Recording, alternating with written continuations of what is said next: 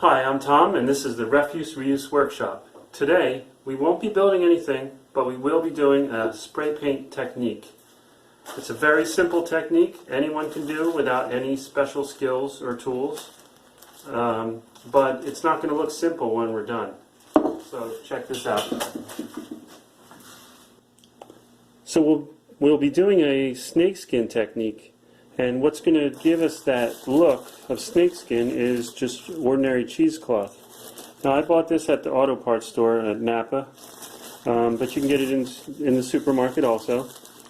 So we need the cheesecloth. This was about $3, I think, and each can of spray paint was $3 or $4. I chose these as just traditional colors that I used to use when I would make a dragon or a serpent. And this is the technique that I used years ago. So I got gold and green. Depending on the colors you use, you can really change the look of it. I've even used this cheesecloth to make like a wood grain. And also just some painter's tape. And depending on what you're trying to spray paint on, you might want to wear gloves, because for this project, I'm going to be just taping the cheesecloth down, but I used to kind of get a piece of it and like hold it over a small section and spray it. In that case, you want to use gloves. So I'm just going to do a couple surfaces just to show what the technique will look like. So I have this skateboard. It's not a good skateboard, and I found this in the garbage.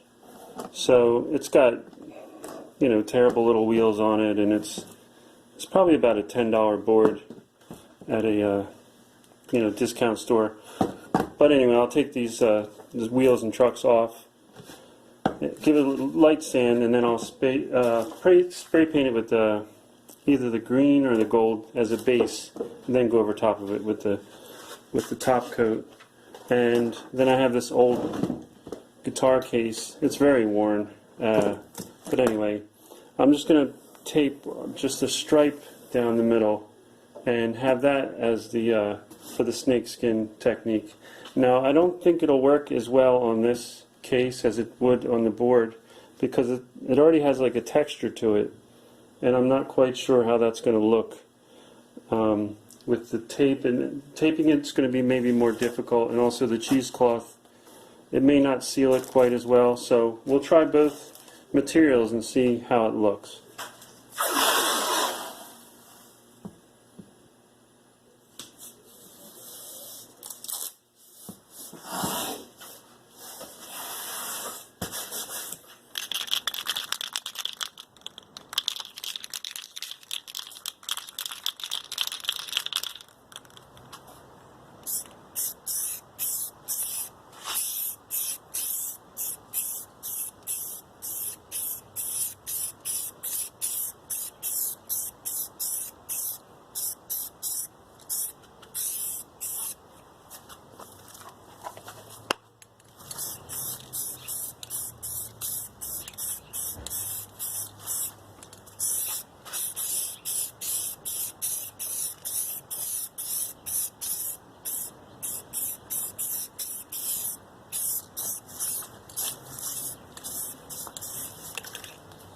Okay, so now that you have it all one solid color, and cut the cheesecloth to, you know, approximate size, and there's a couple ways you can do this. You can run it this way, which is more of a long waist pattern, or you can stretch it out this direction, so it's going to give you a different look. And as you can see here, when you have it on there, you can also vary the look a little bit by just the way you stretch the cheesecloth. So I think I'm going to do, I think I'll do this one this direction.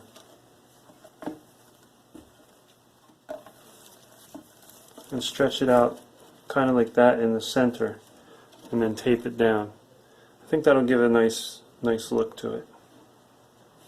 Well, actually what you'll see here, when I was just stretching this one out, some of it started coming apart, which is actually quite alright, and it'll look good because it's just going to vary the texture and the look of it. I think that'll come out nice like that. So I'll tape this down, and then I'll tape the guitar case, and then go outside and paint both of them.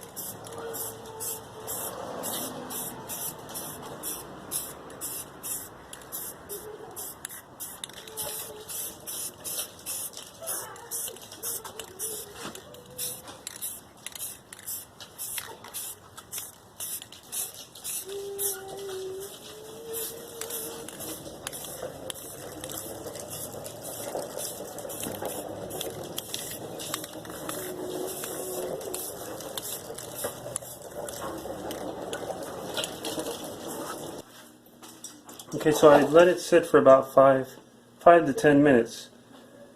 I don't want it to smear when I pull it off, but I don't want the cheesecloth to stick either. So it's sticking a little bit.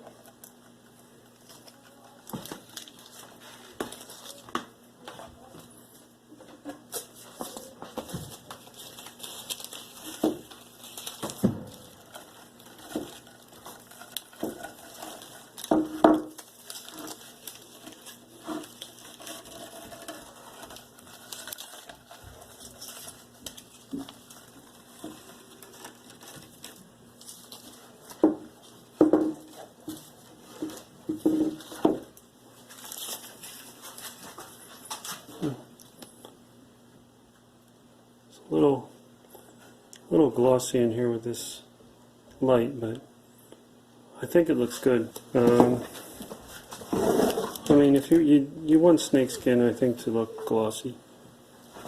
So, all right, let me get the guitar over here.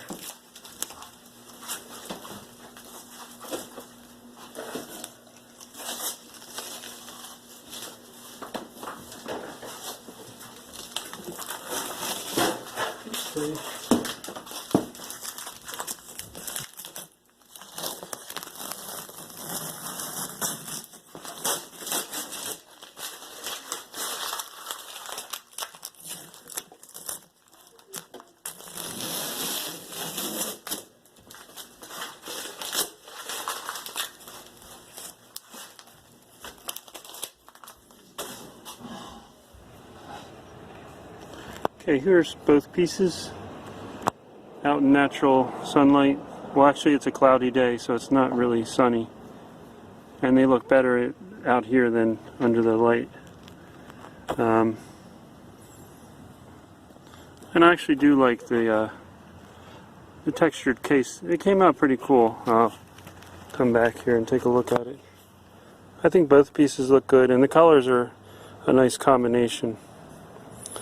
So give it a try. The worst thing that could happen is you have to paint it over again if you don't like the way it looks. But I think it's definitely a cool look.